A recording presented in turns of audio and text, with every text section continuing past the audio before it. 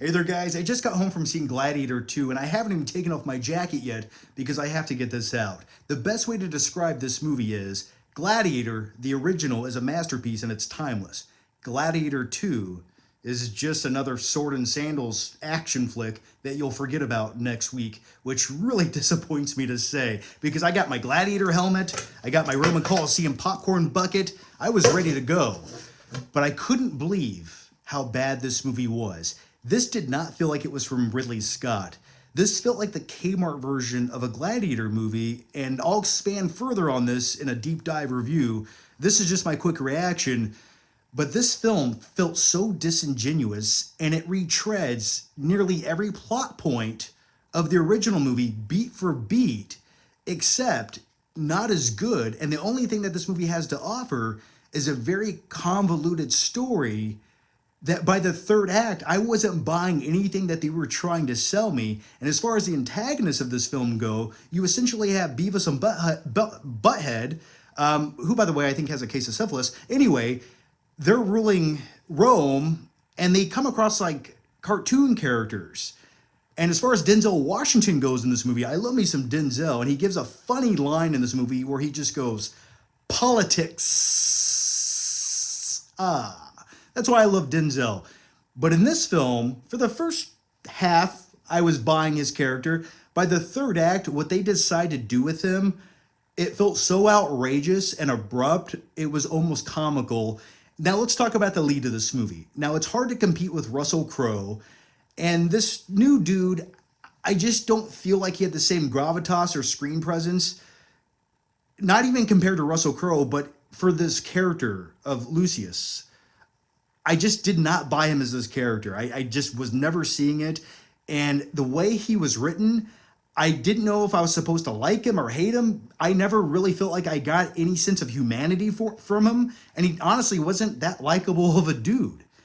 It just felt like he was doing his best Russell Crowe impression at times, but I just wasn't picking up what he was putting down. He just seemed angry at everything, didn't care about anyone, but then had this like weird sense of injustice and wanted to fight all the time. And every 30 minutes in this movie, his character just gives some big epic deep dive speech, and you go, where did that come from? What is this? It just felt like the best hits of Gladiator forced into this movie. And as far as the look and tone of it, I'm going to go deeper with talking about this at some point, but it was so gloomy. It looked like there was a rainy day on the horizon during the entire film. And I ask you, compare that to the original that looks so filmic and epic and warm and glowy, and there's sunrises and sunsets, and you get a sense of this world that the movie's set in. In this movie, it just looks depressing and gloomy and flat and dry, and it looks like it's all shot on a studio somewhere. And that's baffling to me, seeing how you have 24 years of advanced technology to utilize in this movie, but it looks worse than the original. And I'm not trying to be cliche and be one of those guys, even though I will be and I am, that says, oh, the original's better, they don't make them like they used to. But this is a true testament to that. There's nothing captivating or moving in this film, and it just feels like you get from one scene to another without really getting a sense of who anyone or anything is, or getting immersed into the story. And as far as the spectacle of this movie goes, by the way, I have another Gladiator helmet right there. As you can tell, I like Gladiator, so I held the sequel to a very high standard that it didn't even get close to. I wasn't expecting much, but I couldn't believe that this, and I hate using this term, but this felt like if Netflix made a episodic series about gladiators, this would have been the final 3 episodes of that series. This was not on the same level as what Gladiator was. But what I was going to say was the epic gladiator fights that the majority of people go to see in this movie in the Roman Coliseum, those to me just felt like modern day action scenes with no buildup or no suspense, and things abruptly happen. You see a lot of CGI animals, you see CGI monkeys, you see CGI rhinos, and you see sharks, which I would love to see a scene on how the Romans got those sharks into the Colosseum. Just show me some logistics that went into this fight. I think that in itself would be an interesting subplot in the movie.